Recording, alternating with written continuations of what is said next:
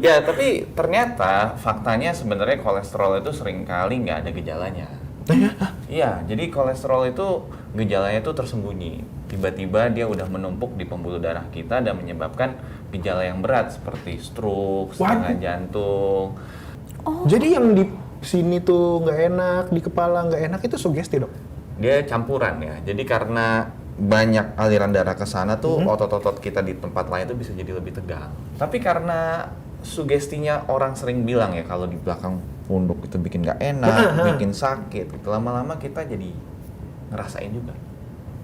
Jadi banyak memang beberapa gejala kedokteran tuh yang cukup dipengaruhi juga sama sugesti ya. Jadi namanya psikosomatis. Psikosomatis. Ya, psikosomatic pain itu sering terjadi juga gitu.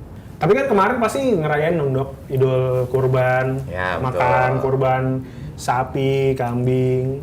Ini kalau misalkan kayak kita nih dok, habis makan kambing gitu, sate kambing lah misalnya.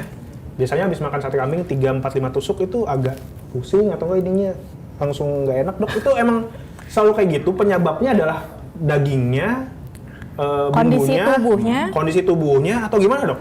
Oke, itu sebenarnya pertanyaan yang menarik ya. Memang di masyarakat sering tuh kayak, aduh ini kok punggungnya nggak enak gitu ya. Ini gara-gara habis kolesterol nih kayaknya nih. Ada yang ngirimin atau jangan-jangan Kirimin daging. Ngirimin daging. Ya, tapi ternyata faktanya sebenarnya kolesterol itu seringkali nggak ada gejalanya. Iya, jadi kolesterol itu gejalanya itu tersembunyi. Tiba-tiba dia udah menumpuk di pembuluh darah kita dan menyebabkan gejala yang berat seperti stroke, serangan jantung. Tapi kalau untuk gejala-gejala yang nggak khas gitu ya, seperti badan sakit-sakit, leher belakang nggak enak, itu biasanya jarang. Tapi memang kalau habis makan daging kebanyakan gitu ya, seringkali itu darah itu tuh berfokus di saluran cerna kita, di Karena? pencernaan kita, karena kan kerjanya berat. Itu kalau makan daging dok? Salah satunya, nggak cuma daging, sebenarnya makan kebanyakan apapun tuh pencernaan kita akan kerja berat. Plus sugesti. Jadi yang di sini tuh nggak enak, di kepala nggak enak itu sugesti dok? Dia campuran ya. Jadi karena banyak aliran darah ke sana tuh otot-otot kita di tempat lain tuh bisa jadi lebih tegang. Jadi nggak enak. Tapi secara teori sih harusnya nggak bikin sakit gitu. Tapi karena sugestinya orang sering bilang ya kalau di belakang pundak itu bikin nggak enak, bikin sakit, gitu. Lama-lama kita jadi ngerasain juga.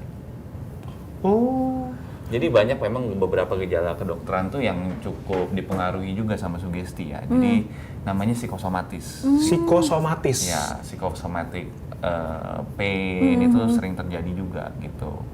Nah ini berarti dok kalau misalkan kita makan daging terus itu kolesterolnya emang udah tinggi atau darahnya tinggi, cirinya tuh apa dok? Kalau ternyata leher sakit ini bisa jadi sugesti doang. Nah, sebenarnya cirinya itu secara gejala tuh minimal banget gitu, atau bahkan bisa dibilang nggak ada.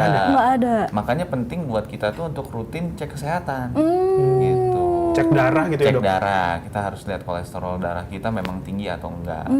Jadi supaya lebih tepat nanti kalau memang kita harus perlu pengobatan ya biar pengobatannya bisa masuk. Oh gitu dok. Dok, kan tadi dokter bilang itu tuh akan berbahaya ketika semisal makannya terlalu banyak. Jadi ada darah berfokusnya pada pencernaan. Sebenarnya hitungan makanan itu bisa dibilang banyak. Itu seperti apa sih dok? Kalau misalkan Makan ternyata sate dalam kambing ya?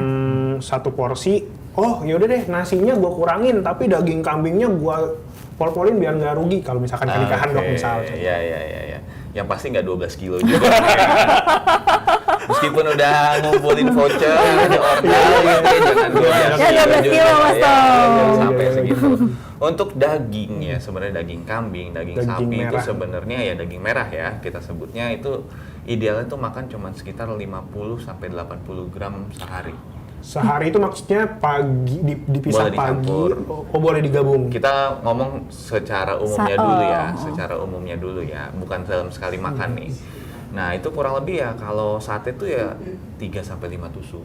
Kalau 12 kilo kira-kira mungkin 200 tusuk. Itu mukbang ya jatuhnya ya, Kalau benar. misalkan kita ke tukang sate itu kan biasa beli 10 tusuk. Kalau sehari sekali makan cuma 3 sampai 5 tusuk, sisanya kemanain dok? Masa kita suapin ke yang jualannya iya. juga? Itu kan secara teorinya ya Iya. gitu. Untuk yang lebih dianjurkan sekarang seperti itu sebenarnya.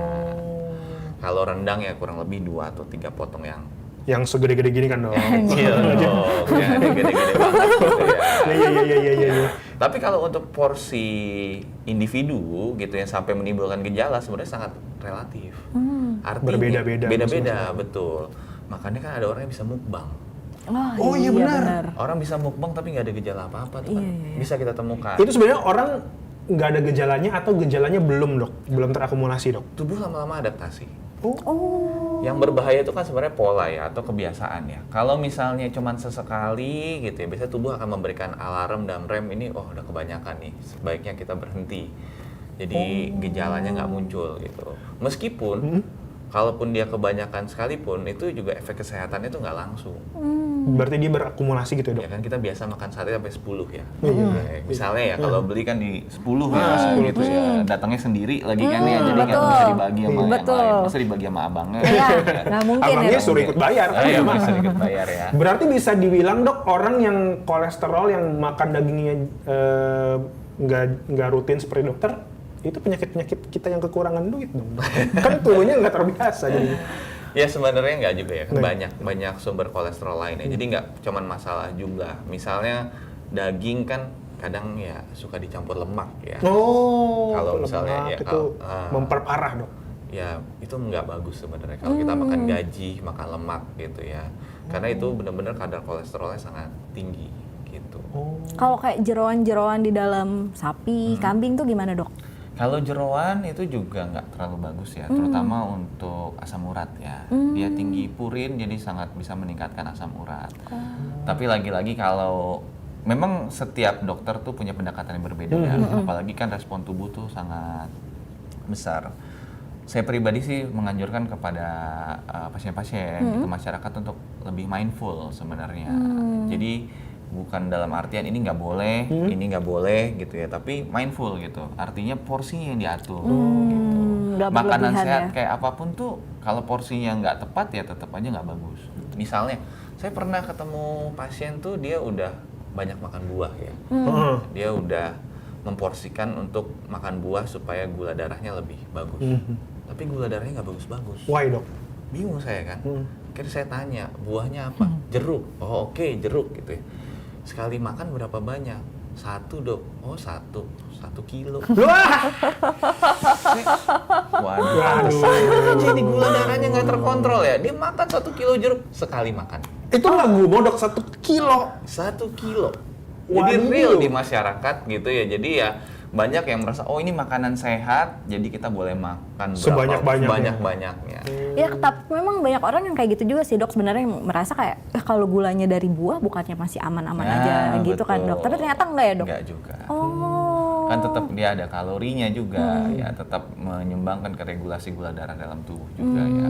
Kan tetap ada fruktosa di buah.